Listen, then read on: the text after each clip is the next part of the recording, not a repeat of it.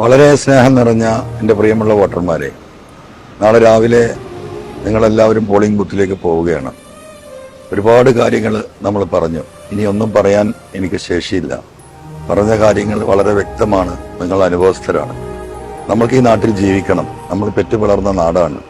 ഈ മലയോരം മുഴുവൻ നമ്മുടെ കാക്കക്കാരണവന്മാർ അധ്വാനിച്ചുണ്ടാക്കിയ കാർഷിക മേഖലയാണ്.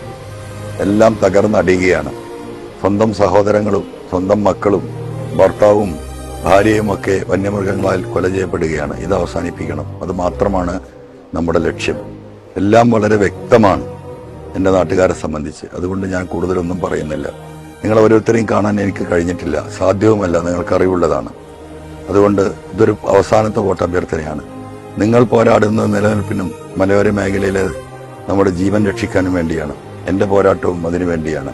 എൻ്റെ ജീവനും അപകടത്തിലാണ്. നിങ്ങളുടെ ജീവൻ വന്യമൃഗത്തിന്റെ കരാളഹസ്തങ്ങളിൽ എപ്പോൾ പിടിയിൽ അമരും എന്ന് നമുക്കറിയില്ല. അതുപോലെ തന്നെ ഈ നാട്ടിലെ ഛിദ്രശക്തികളുടെ കത്തിക്ക് ഞാൻ എപ്പോൾ ഇരയാകുമെന്നും അറിയില്ല. നമ്മളെല്ലാവരും ഒരു മനസ്സോടെയുള്ള ഈ പോരാട്ടം ജയിച്ച് ജനങ്ങളാണ് വലുത്. ജനങ്ങൾക്കപ്പുറം മറ്റൊരു ശക്തിയുമില്ല എന്ന് ബോധ്യപ്പെടുത്തേണ്ട തെരഞ്ഞെടുപ്പായി ഇത് മാറട്ടെ.